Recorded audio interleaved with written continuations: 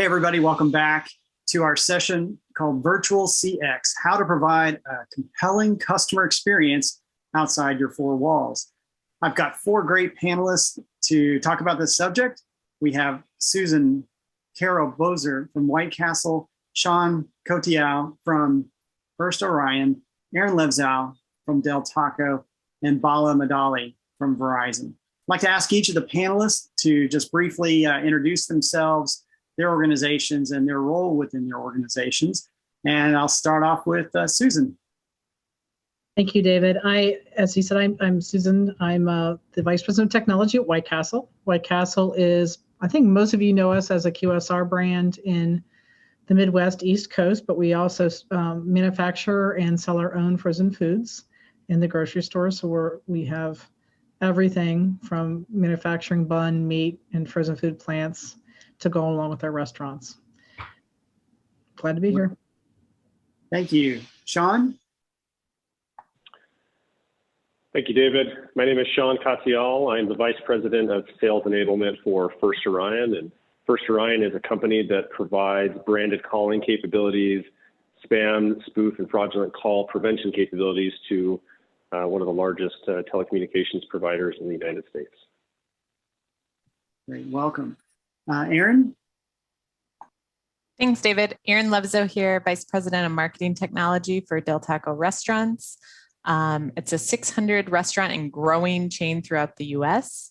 And before that, I've been in hospitality, casinos, restaurants, and kind of run the gamut based out of Wisconsin. So I'm excited to be chatting with everyone today. Thanks for joining us. And Bala? Thanks, David. This is Bala Madali from Verizon. I head the conversational AI space for the Verizon Consumer Group. I know most of you know Verizon. Verizon is in the business of connecting people. And I'm very happy to meet and chat with my panelists, fellow panelists, and David today. Terrific. Well, we've got a lot to talk about, so let's just dive right in. I'm going to direct this first question to Susan. During COVID, what did you do? What did your organization do to improve the customer experience when customers couldn't or wouldn't come in the door?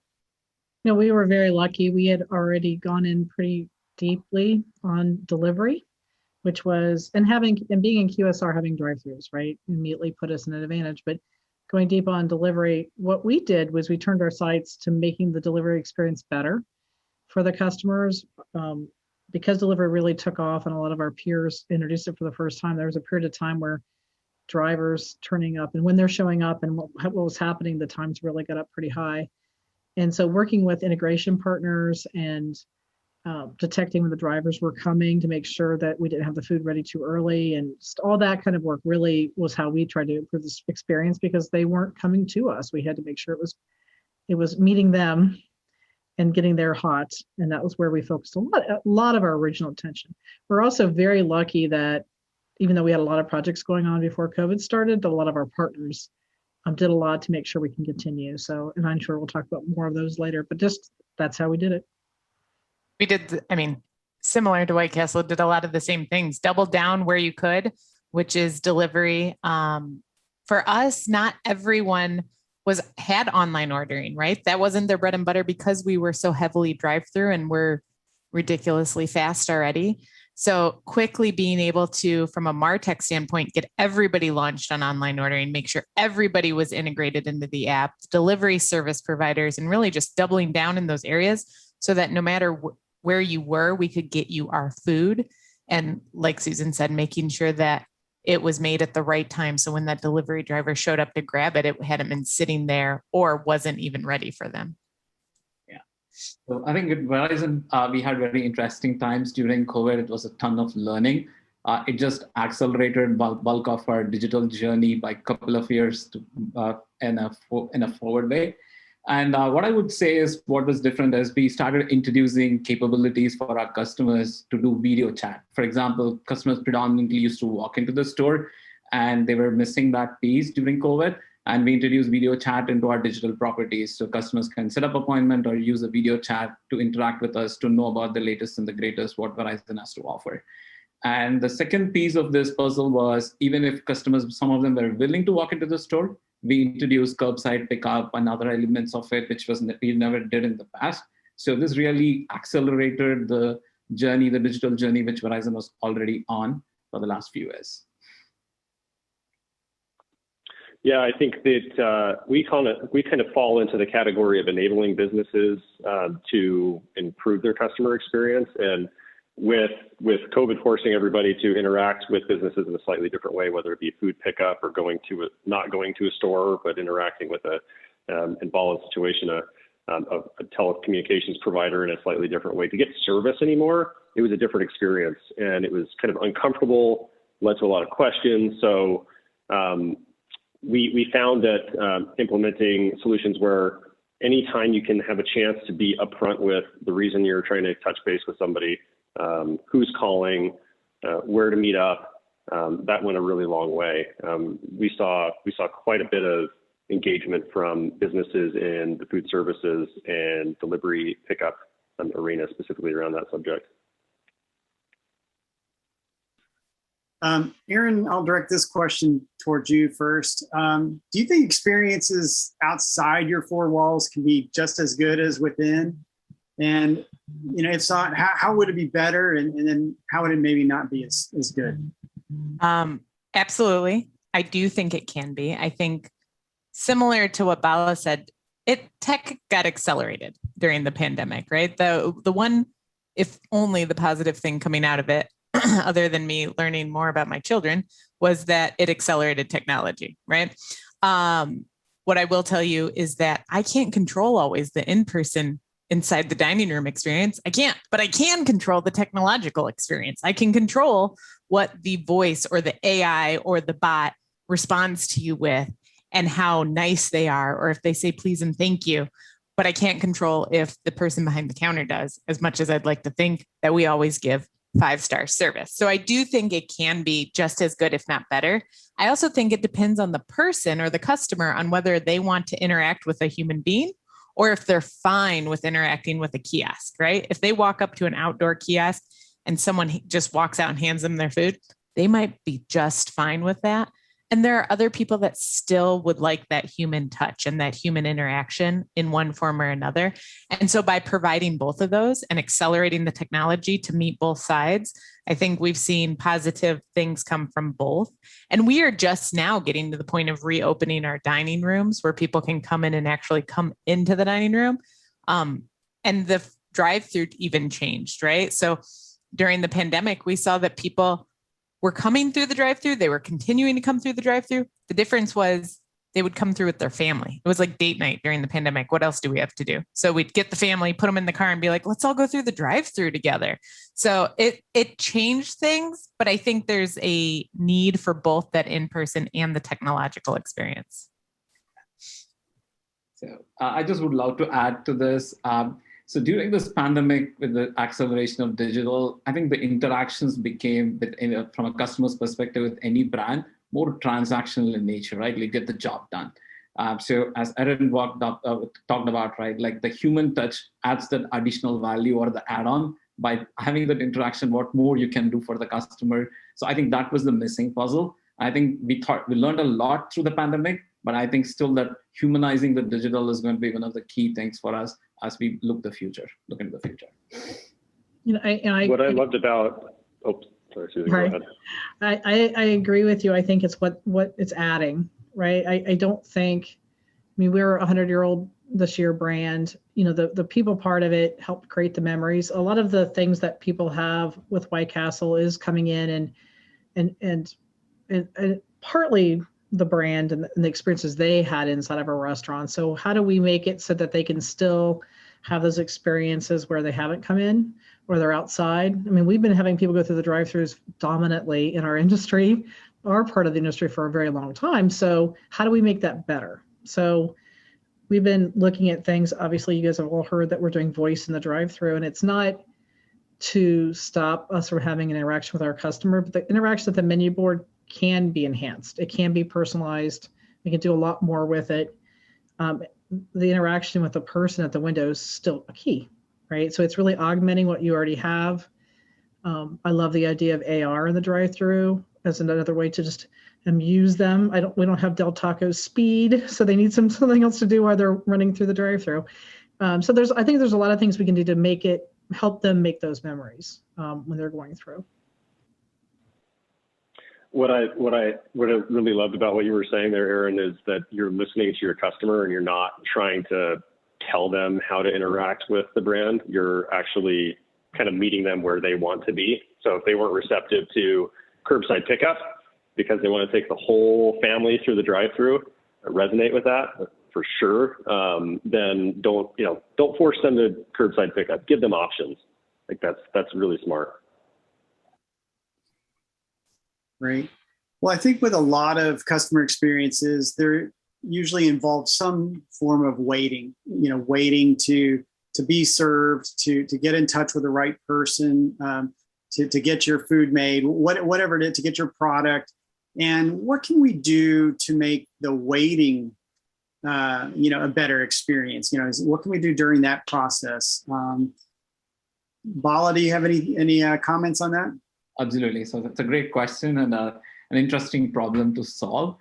So just a little bit of a story here. Like what we saw during the COVID was like customers started to interact with us more increasingly through digital means and mechanisms. So basically chat became very prominent during the time. And all roads were leading to the chat, and there was a lot of wait time before you get to the live agent to talk to the human.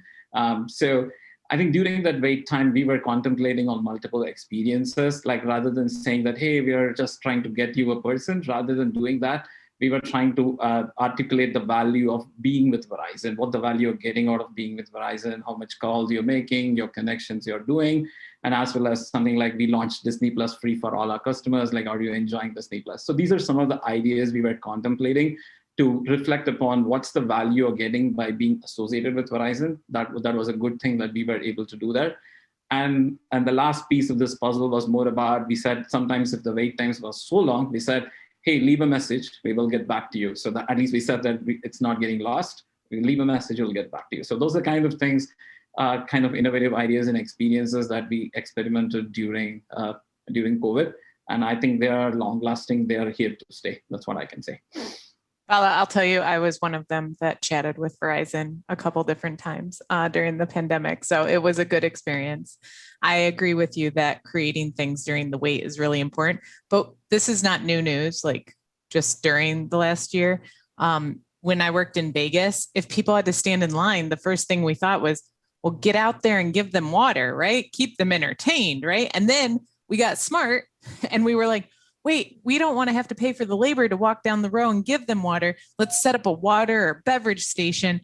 Let's have them like check in and we'll tell them their keys ready from this kiosk so we could get them on the gambling floor faster, because the longer someone waits in line, the less money you're making. And I can't think of one business where that's not true, where like the longer they wait in line, the less money you're making. So the faster we can line bust and get them through. And so for us in the restaurant industry, it's getting someone out there with iPads and like line busters or looking at that wide drive-through, right? And which is not earth-shattering. McDonald's has been doing it, like just putting 2 lanes so that we can get through faster.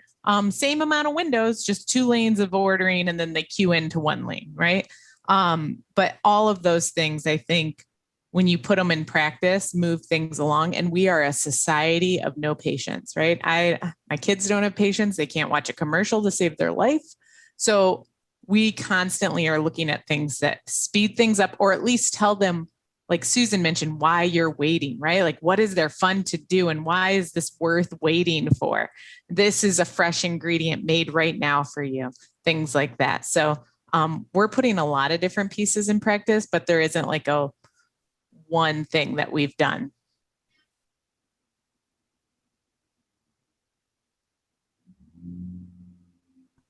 Susan, you do want to comment about we were having a chat the other day about the drive-through, and you had some interesting ideas about maybe making the wait more interesting.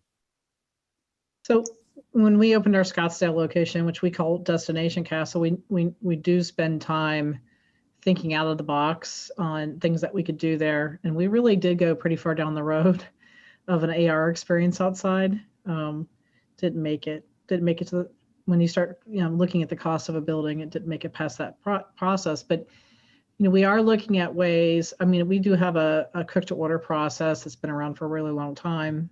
And, we don't flip our burgers.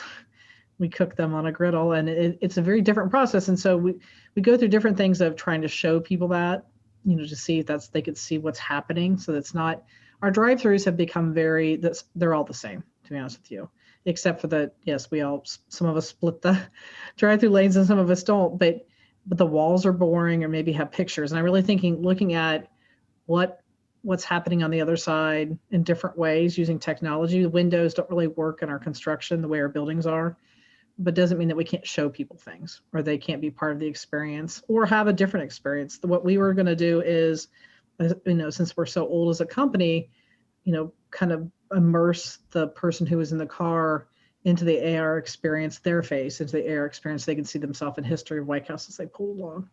We had in Orlando, if you watched any of the news about us, we had 4 to 6 hour waits probably still have 4-hour waits, and we've opened a long time ago. So when you go into a new place, when their destination model, meaning there are people coming from all over the place who haven't been there, or maybe travelers coming in, you do need to think about it. So we have hospitality doors now, which are basically just gigantic doors that sometimes look like a drive-through, and other times they just open up like a barn door and we can go outside. We don't have to worry about the line busting part because our real bottleneck is our process of cooking and cooking to order. But it's nice to be out there and talk to them, to have them know that they've already paid, be able to talk to them, give them the drinks early. Those are all little touches I think matter a lot. Great. There's a lot of talk about new technologies, things that we get excited about. Shaan, what new technologies get you guys excited? Well, with Ball on the line, I have to say that anything in AI and machine learning is especially interesting right now.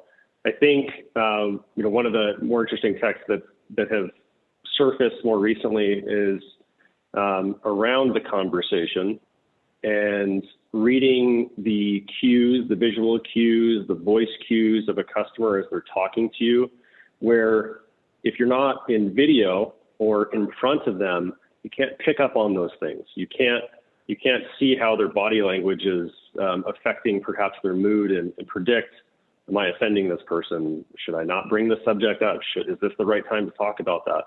Now, while that excites me, I also have to kind of get a little Elon Musk here and feel like, when are we going to get to a point where singularity takes over and they know way more about me than I want them to know, the machines that is. But I think it's an interesting technology where brands and service companies alike can interact with their customers in such a way that previously was only available through face-to-face interaction. And, I hate that we have to make this whole everything these days about COVID, but it's unavoidable, right? We have to be looking at those technologies and those capabilities, and they can be really used for improving the customer experience for the benefit of the customer, not just for the betterment of the brand. Oh, completely. And the voice ability, again, Bala, we're all speaking your language, but the fact that my Alexa, and I can't say her name so loud, but that she listens to my requests enough that now she's just asking me, would it be beneficial if I tell you this every day at this time so you don't have to ask me? And I'm like, yes, Alexa, that would be great, right? So like continuing to get that technology better and better, to get voice where there isn't a delay, where a program is processing the information and it's going much, much faster.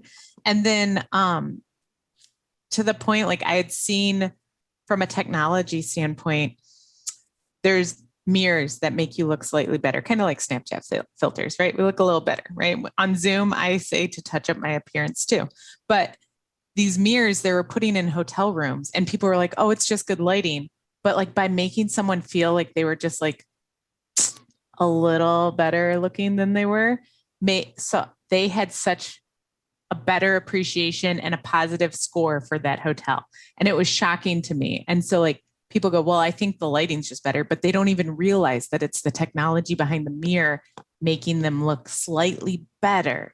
than what they started. And that to me is impressive use of technology. A little weird and a little creepy and like, maybe we should tell people we're doing that. But we're starting to see those things. And I think that'll continue to happen as the time goes on. But it's constantly looking to improve the customer experience for sure.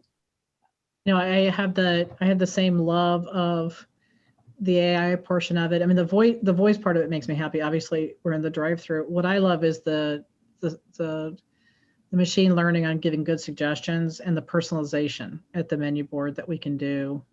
We have a path that we're testing. It's called the known user. So if you opt into our program and we know you in a couple different ways, either by doing not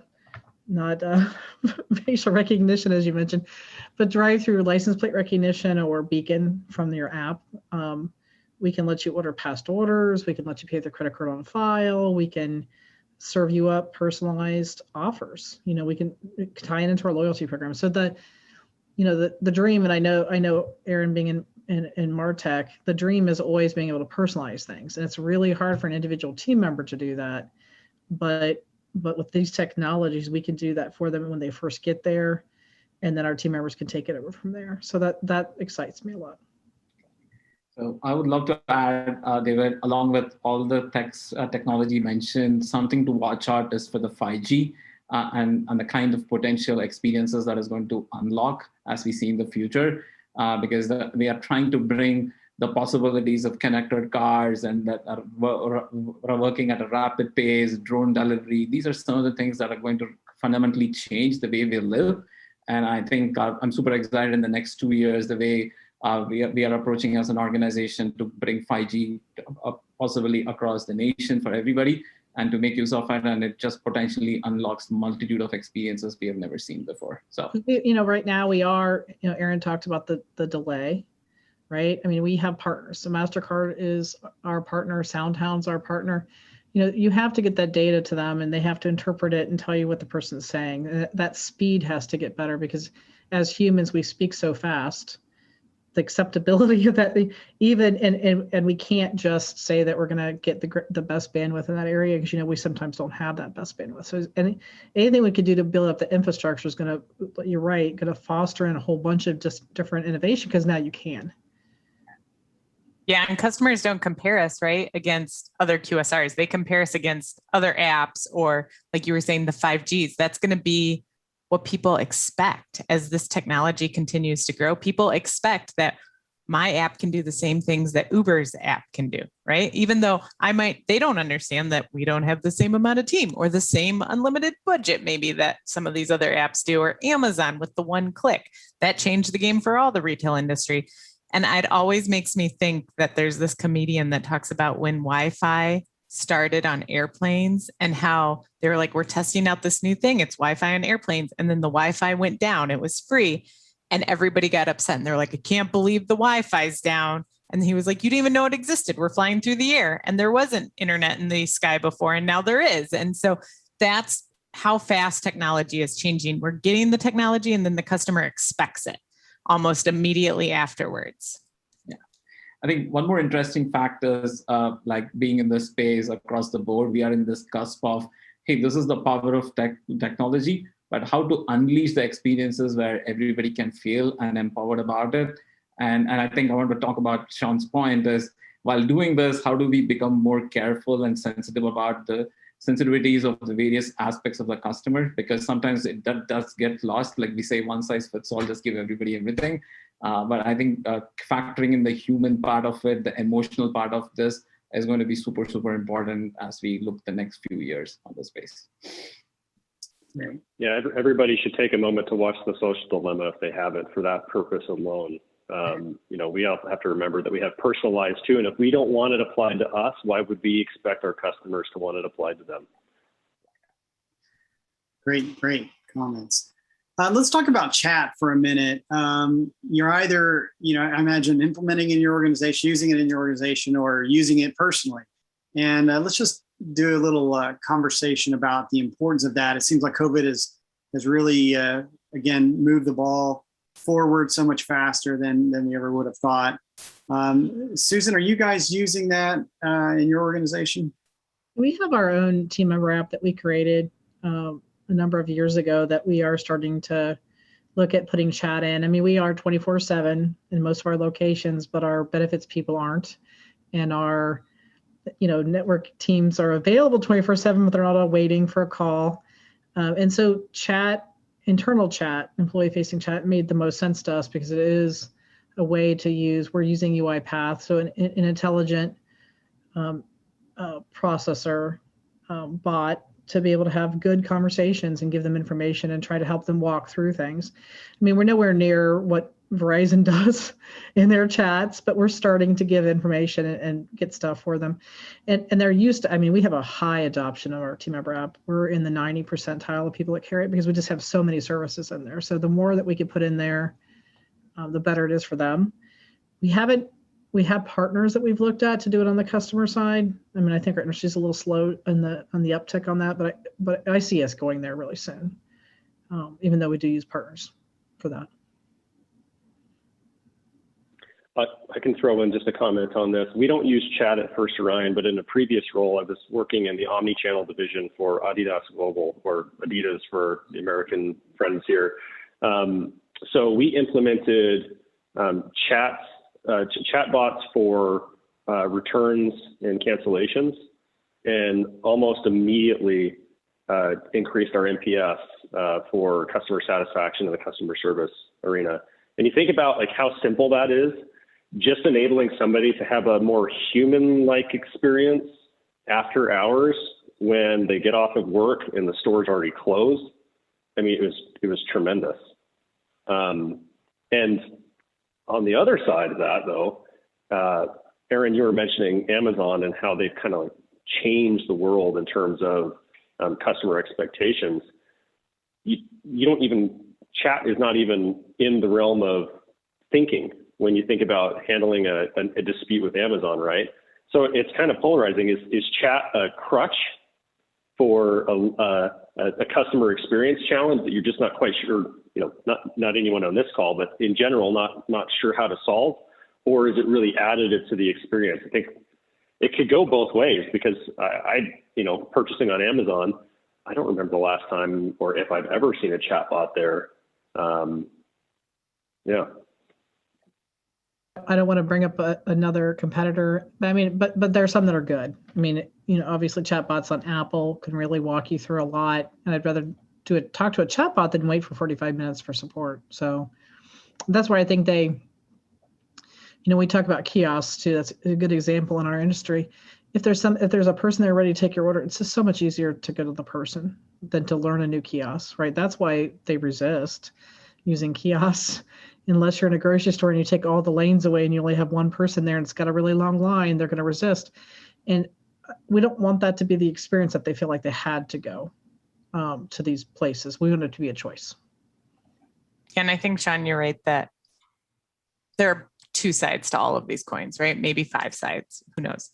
But it really comes down to like what we were seeing with chat was that when it was a live person and it went from a caring person to someone who may or may not speak English, and they were trying to have them chat with like 12 people at the same time on the back end. And you could tell based on the delay, or they would say, hold on while I review your case. And like you would come back, and it was a frustrating experience. So a lot of companies saw the benefit of putting a chatbot in place versus that type of chat. But then at the same time, if you actually get a real life human that cares about you, right, that quickly looks at your case and can answer it, it's a whole different expectation.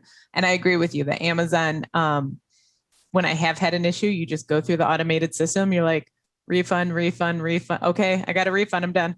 Right. So it's that quick and simple. And I think that's good. And to your point, it also probably improves their NPS. You feel, you can count on Amazon because I can quickly go through the system, get my refund, and be done. It helps that most of they're doing these possible refunds on behalf of a third party and not themselves. So it's a little easier for them to be that quick. But at the same time, if you really need to talk to them about something, they do make it incredibly hard to have a conversation beyond what they want to talk about, which is works well if you dominate. Does not work well in the long term. So I think I have a different little bit of a slice of different perspective here. So I think chatbots and chats are usually great, are good. But I think if you don't add a personality to it, or if you leave the human part of it, that's where it becomes more like you're talking to a robot and doesn't make any sense. And I think it's a very interesting thing within Verizon. What we have is like when chatbots were introduced for the first time, the employees were taking it in sense of, is it going to replace our jobs? What's going to happen? And I think how far the technology moves, I don't think humans are absolutely needed. And I think we are on a mission in Verizon where we say like how AI can help the customers as well as employees equally. And interestingly, during the COVID, we had introduced an employee-facing bot for themselves. So basically, whenever a call comes in or a chat comes in, there was this virtual assistant for them, which used to pop up, and it was doing the job for them, popping up the relevant information, and also providing the right information so that they can give to the customer. So it was a win-win from a customer perspective as well as from an employee perspective. And I think one more important thing during the COVID was we asked most of our agents, our call center agents and chat agents to work from home, right? So generally, most of you will be aware how the operations happens, right? There are flow managers, supervisors providing constant feedback.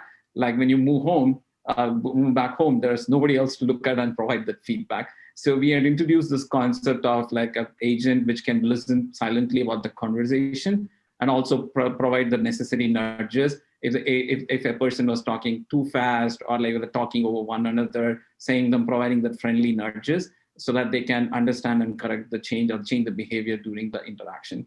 So I think we strongly believe in one thing is like every interaction is important, and how you make customers feel as part of the interaction and after the interaction is super important. And some of these measures really turned around for us, like where it just provide that kind of the vacuum. It covered the vacuum, basically, everybody going home, everybody going remote. It's not the same as you working in person generally. So I have to add one more comment on the chatbot thing, because I totally agree that they can be phenomenal tools, especially when you've got that personality added to them, because nothing's more frustrating than wanting to talk to a human and not being able to.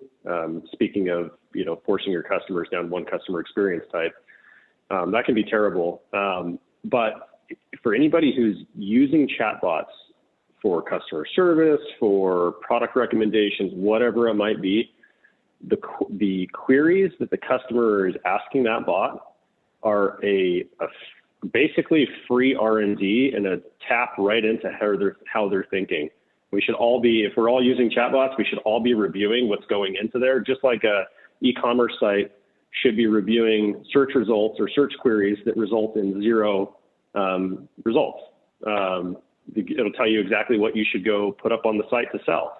Chatbots can do one and the same. If you're asking many questions about, if the customer's asking questions about returning a product, very specific product, then analytics are a great way to take better advantage of what that chatbot's doing for your business.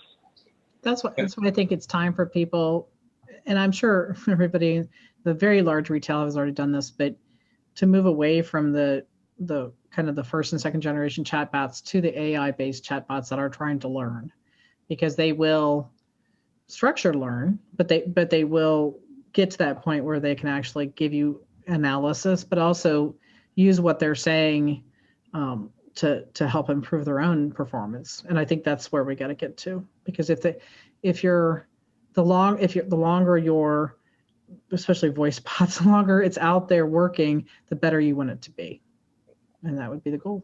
So I think what Shaan touched upon is super important. And I think to humanize this, some of the small tweaks we did is like, as you interact with the chatbot, if you made a choice, right? Like just if the chatbot responds back saying great choice, it brings a different emotion to the interaction. So the choice of the language and the choice of the words makes a huge difference in how we approach these things. And we see a huge difference in the way the outcomes also come across, like once we define that language and be the brand what you want to be. So that's very, very important. And I think Shaan touched upon, right, what Amazon gets it right. Majority of their experiences in the language they use is super, super customer friendly and more human. So that's why they're able to resonate well across the spectrum of different segments of customers. So that's a good they're a good one to look for, always for a North Star for an experience. Great. That was a great conversation about chat. Let's talk about how your customers interact with you, and is that different from the way you'd prefer them to interact with you? And do you try to, are you trying to steer them in another direction? Maybe somebody prefers to interact with you face to face, and that's inefficient, and you're trying to, get them to interact with you in a different way. So I'd love to hear some comments about that. Actually, I have one. So because we are a make to order brand, we compete with QSR, but we also compete against pizza, because when you come to White Castle, you might be feeding a huge group of people, and instead of getting individual meals, you're gonna get a case or a crate. That's a lot. The case, definitely 30 burgers. And if they come to our drive-through and they're behind or in front of a person who's getting a combo, and they would like to have no onions, which is a pretty big special order for us because we actually cook on a bed of onions traditionally, we'd love to know about that ahead of time. So we're doing everything we can to make it easier for them to order in our app. And we're going to keep doing that. Not because we don't want them to feel like they can come through a drive-through and order it, but it just impacts everybody around them. So that is the only change I think that we always try to make, is we're trying to get that notice, or that and so because that our loyalty program is in our app and our app only, we do a lot of our incentives in our app because we're trying to help people help themselves and help the people around them. And that would be the only thing I could think of. And they, especially during COVID, when there was no coming inside for so long. Yeah, I agree. I think for us, a little bit different reason, but personally, the more you interact with us digitally, you order digitally, the more I learn about you, you sign up for our app, the more information I have about your return. And all of that data I can use to personalize your experience more. And so if you just walk in and you pay in cash, I don't know as much about you. And so that's the struggle, right? Because people, when studied, people say they want a personalized experience, but then we need them to do that. So yes, what do I want them to do? I want them to order through the app. I want them to go through and give us their data. It drives me crazy that I can't get the data from delivery service providers. Like, it feels like it should be my data to get, but I can't get it. So I want you to come directly to us. And that's the same in hotels. We would say the same thing. Book on our website. Don't book through Expedia because I can't have the data. I don't know you. I can't communicate with you. Book through our website. I want them to come direct through us, through our digital means, so that we can garner that data, so we can personalize their experience for them. And then someone said to me once, what's personal about tacos? And I was like, do you understand that like over 50% of our menu is modified? So you don't order the same taco I order, and we all don't put the same things in our burritos. So everything get modified. What if I knew that information about you and I could make sure that, like in Susan's case, I knew that you always didn't want onions, right? And I could immediately be like, you don't want onions, right? My daughter doesn't put ketchup on her cheeseburger at McDonald's, and I don't understand it, but she doesn't like it. And every time she goes, Mom, did you remind them not to put ketchup on? And I was like, shh, just like wipe it off. But because I'm a horrible parent. But for her, if the app just reminded me, FYI, your daughter hates ketchup, and I'd be like, oh yeah, good point, right? There's a lot of the kids. So the more they can make my experience easier, faster as a customer, the better. And same as the business, the more data I have, the easier I can make and the faster I can make their experience for the customer and the better customer experience. So this reminds me of everybody's favorite hole-in-the-wall restaurant that has the owner that knows exactly what you want before you even get out of the car, right? For me, it's a Thai restaurant. The owner's name is Lei, and she knows exactly what I want, right? But it doesn't feel creepy that she knows that for some reason, but the customers just have this tendency to feel weird about sharing that personal information, whether it's their phone number, their email address, fear of the credit card information getting passed around. So it's an uphill battle, not communicating trust, but showing trust, that you can trust us with your data, because that's really what it comes down to. Just making them feel comfortable with it. But as you all were talking about that, I could not help but imagine myself in my favorite Thai restaurant, and she's telling me exactly what I want. And I'm like, yeah, you're right. That is exactly what I want. And I'm really glad that you know that. And what personalization does for you, and Aaron was talking about that, is even when you're off, you're not even thinking about us, right? But we know it's the time you normally come in for us, and we're going to send you, or your Thai restaurant would send you something to tease you, right? Like your favorite dish in an email or a message, talking about how they just cooked another batch of it or something. So like that's where we're going with it. And when you have that information, you're talking to your customer at the right time with the right message, as opposed to mass mailing. So if you told a person, wouldn't you like to get and receive offers that are about what you want, as opposed to just mass mailings, they would all say yes. But as Aaron said, sometimes that means that you have to join loyalty programs and you have to do these things. And the information that you're giving up, we give it to so many different people. It's everywhere. It's a interesting thing. And I think we are more secure on credit cards than we've ever been, right? We've done so much. All of us have done so much to secure credit. It's not the issue anymore. The issue is really just about, are you, if you're not going to have a couple different emails, if you're not comfortable sharing it with everybody, and you'll be okay. So I think as we have wide variety of segments of customers, right? One size doesn't fit all. So in Verizon, what our strategy is, like, as Erin was touching upon, like, app is the key or the front door, right? So make it as lead with digital for any possible interactions, no matter you walk into a store, you call our call centers, or you're on your own accessing digital. That gives you a wealth of information. But I think fundamentally, there are two different approaches here. So one is like, if you approach this more about a self-serve, then it's a very different ballgame. It's more about understanding the customer, immediately getting what they are looking for. So let's say for Bala loves to walk into a store to do something, but I think you create the appointment, or like once you're near the store, hit you with a notification saying that, hey, I see you're near the store. Do you want to spend time at the store? We can set an appointment for you. So that gives us a wealth of information, as well as ways to discover what the customer behaviors are. So what we are trying to do is like pivot such a way that like we lead with digital to learn about them more, and also take away the friction, like saying that this is the only way for you. It's more about offering them the choices. So this is for the current situation, what you are in, this is the best suited solution. Please take it and just go on with the next step. So I think that's what we are trying to pivot our approach towards from Verizon perspective. Bala, you touched on this a little bit earlier. Can you talk about some more about the CX tools that you're providing for your employees, and how do you get them to embrace new technologies, whether it's aimed at them or it's aimed at the customer? Absolutely, it's a great question. So this is something very interesting, because it's not about like, hey, we are in one corner discovering, inventing things and just putting them on their desktop, say just go use it.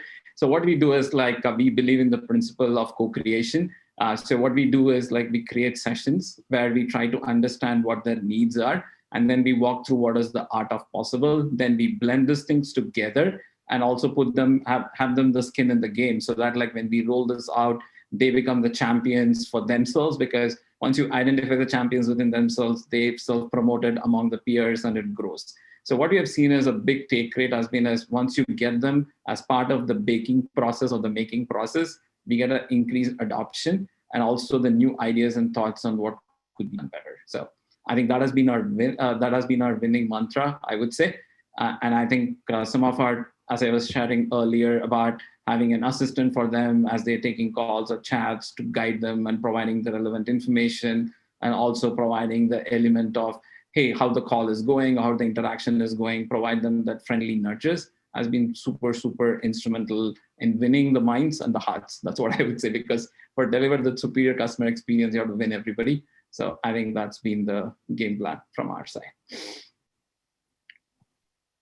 Others want to touch on employee adoption and tools for them? Absolutely. Yeah, Shaan, or sure. I can say that being a little bit further away from the HR side of the customer experience within our company, I don't know as much about that. However, I can say that we've taken steps, particularly on my team, to open up access within reason to certain folks in our sales group to be able to see generalized data so they can understand trends and be prepared to kind of pivot the conversation and pivot their talk track based on what they're hearing from the customer. And, I think my customer interaction might be a little bit different than others on this panel here, because I'm doing enterprise sales to large corporations. So this meeting in and of itself is a perfect example of meeting the customer where they want to be. We would normally do this at a conference center in Las Vegas or somewhere, right?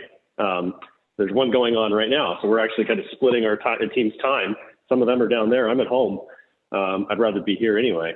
But giving them access to the conference tools, to the analytics platforms like Amazon QuickSight's one that we use, and we've used others like Tableau in the past.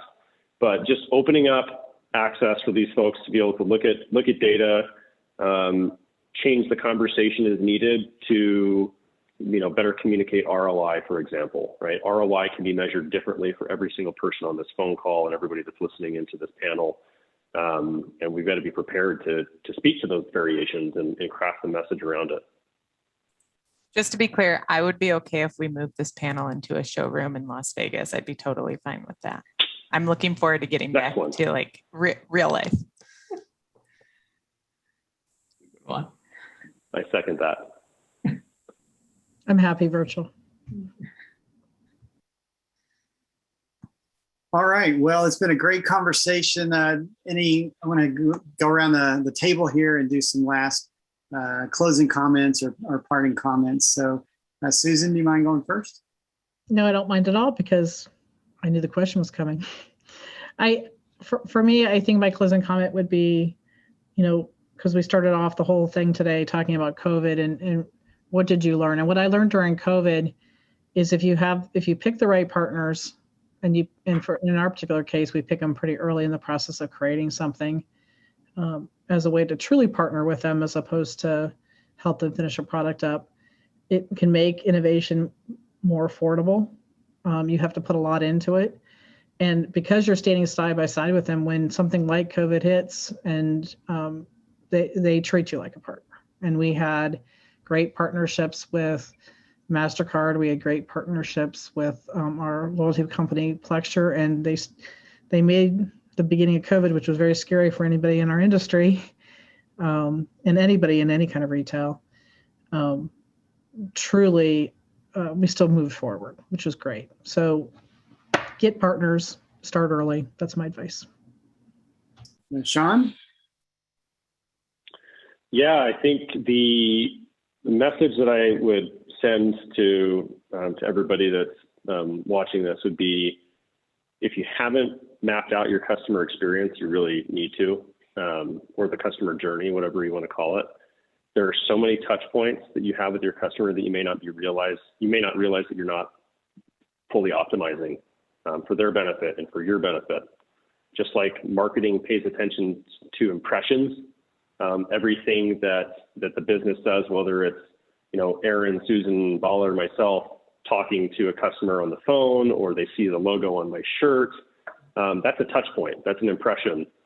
We have a tremendous opportunity to improve the experiences when those impressions are being made, whether it be in store or a phone call in our business's case, where we're giving branded solutions for people making phone calls. And I just have to point this out. This is a Zoom meeting, right? This is a perfect example where branded calling would come into play. That says United Methodist Church. That is not Zoom, right? Your customers won't want to interact with you if they don't know that it is actually you calling, or you sending them the email, or if they don't recognize that it's your drive-through, whatever the case may be. So pay attention to those touch points. Great. Aaron?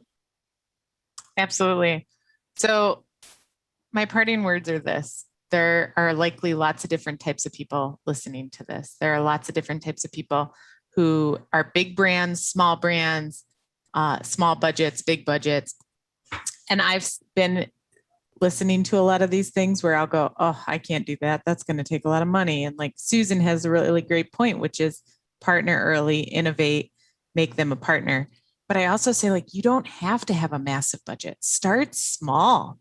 don't get overwhelmed by the idea that we're talking about chat bots and things that like you might look at and go, we can't afford that. We can't do that. A lot of these things are actually very cost effective, and you can start small and scale up, prove success and move. And so my advice is don't get overwhelmed by it. Do what is being said here, mapped out the customer journey, and then pick one thing to start with and say, you know what? I can put a little bit of money behind this. And when it works, then you scale up. If it doesn't work, okay, you failed, move on. You only spent a little bit of money. But that's my advice is like, don't just listen to this and do nothing, do something, even if it's the smallest thing of implementing one innovative thing that you can say, I moved the needle forward a little bit, or I failed quickly and I'm trying something else. Great. And Bala? Cool. For all the listeners, if you are in the business of shaping and building experiences, I would say make it easy, make it work, make it personalized, and make it human, because it's super important. And as we go on to the next few years, it's all about there are certain COVID behaviors are here to stay. Some of them are not. I think what COVID taught us all across the board is to test and learn and be bold. You would have never done certain things in the past, but we have all done it. And test and learn, and as well as don't expect 100% perfection for everything. Even if you get 70% right, you made progress, and keep working your way up. That's it. Great. Well, thank you, Bala. Thank you, Aaron. Thank you, Shaan. Thank you, Susan. It was a great conversation, and I hope everyone enjoyed it as much as I did. Thanks for tuning in. Stay tuned for the next session.